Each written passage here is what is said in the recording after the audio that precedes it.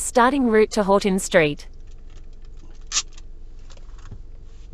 Head west on Sovereign Point Court, then turn right onto Williamson's Road.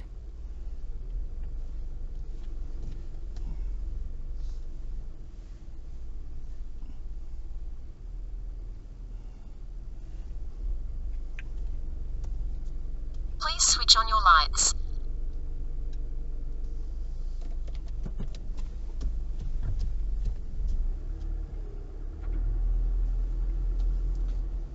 Okay, we're now leaving Doncaster Shoppingtown, heading back to Horton Street, or that area roughly. Just wanted to see how the Apple Maps will go. Here we have a person who is struggling with something.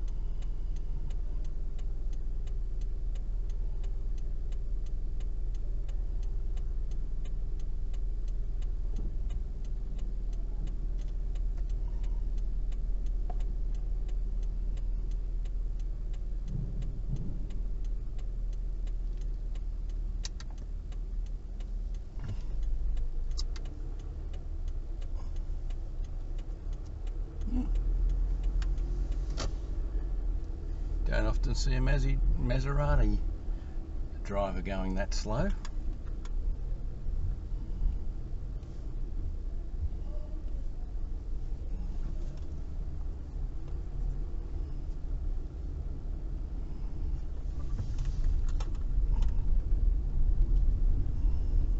Please switch on your lights.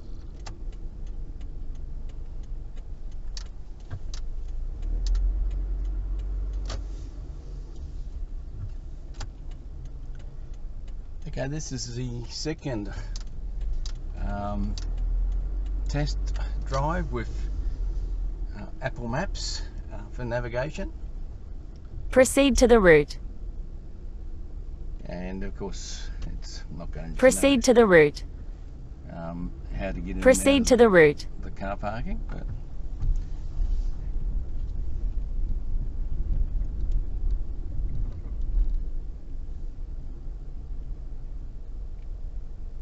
once we get out, it will Please switch on your lights. guide us. So it'll be interesting just to relax. The first time you're sort of checking it out, you don't notice certain things and you're not relaxed about it. At the next traffic lights, turn right. So we're not quite there yet, Apple Maps, but we'll get there shortly.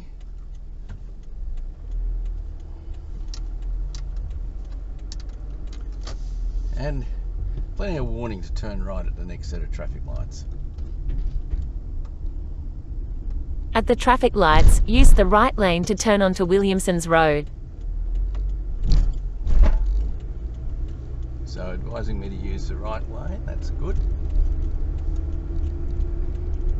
Because at the end of the day, you want to be positioned for the next intersection as well, and the right lane does position you well for that next intersection.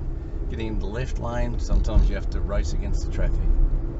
Now the speed limit is showing as 70, which is correct for this area. At the traffic lights, use the right two lanes to turn right. So good advice and guidance. The map actually shows 3 lanes going straight ahead, which are greyed out, not relevant to us, and 2 lanes turning right, which are the lanes relevant to us today. Tells us it's Williamson's Road. Turn right. And to turn in 60 metres. So good clear instructions, plenty of warning. The map, I think, is, well, won't be able to tell quite here, but because you can't tell if it's telling you to go into Williamson's Road or you're on Williamson's Road. Because this is Williamson's Road and we're turning right into Williamson's Road. This actually, weirdly enough, this road is the same road. It's just over the years, it's probably the traffic lights and the direction has changed so it actually, this looks like part of Manningham Road, but it's actually not.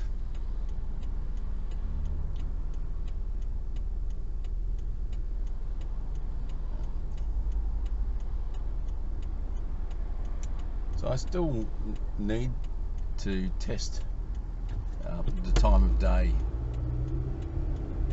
how good the Apple Maps is at picking up time of day speed limit changes through. In about 2.5 kilometers, turn right onto Foot Street. Yep, so the top one's telling us to turn right on the Foot Street and the bottom one is telling us the street that we're currently on. So that's pretty good if you like to know the street names.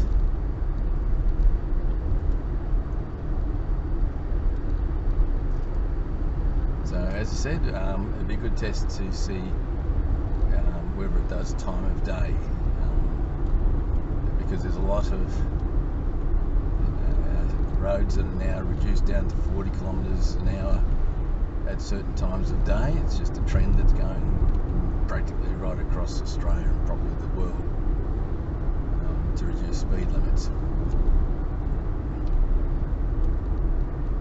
And so you've got the school zones, which change twice a day. Time of day, which usually changes during the core hours of the day for a certain number of hours.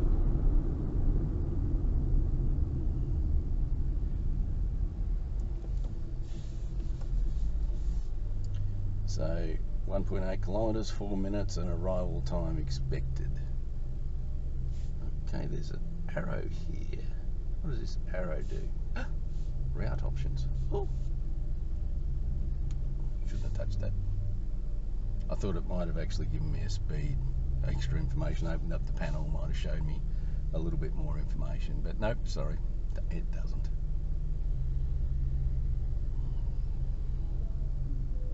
So yeah, really quite basic in terms of its functionality, but nice, clear, crisp, good instructions, speed limit. Well, when I say good instructions, yeah, we saw that it gave an incorrect, illegal turn at the turning from Horton Street into Foot Street. So, but that's to do with data not being updated. The world's a big place. It takes a lot of effort. In 1 kilometre, turn right onto Foot Street. So, I would like it to alert me to being over the speed limit, which I don't believe it does.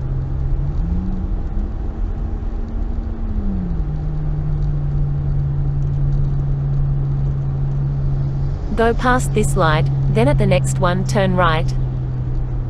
So that's interesting. Go past this light, which is a pedestrian light. No, it's a fire engine. So go past this and then the next. So quite. At the traffic lights, turn right onto Foot Street. Then take the first left onto Horton Street. So it's giving you plenty of advance and then what to do next.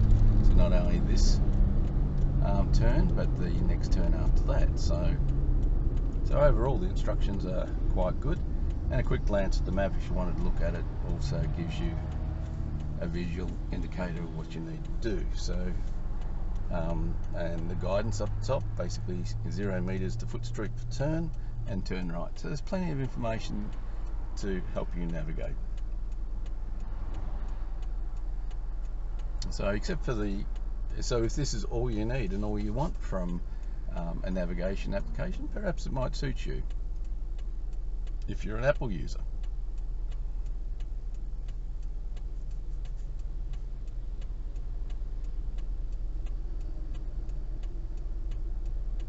If you just want to check a route, the Apple maps.apple.com online allows you to check routes before you leave. So if you're sitting at your desktop computer, you can also use Apple Maps through through the internet on the web.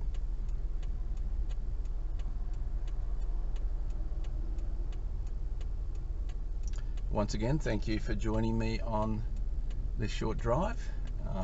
Hopefully you've got some value from it. Certainly I have. I wanted to see how Apple Maps performed. One thing to note though is if the phone rings, the screen recording will actually stop, which I thought was interesting. So I've got Turn screen left onto recording Horton to capture the Street. image of the phone.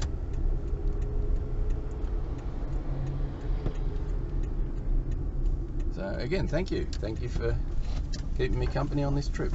In 400 meters, arrive at your destination.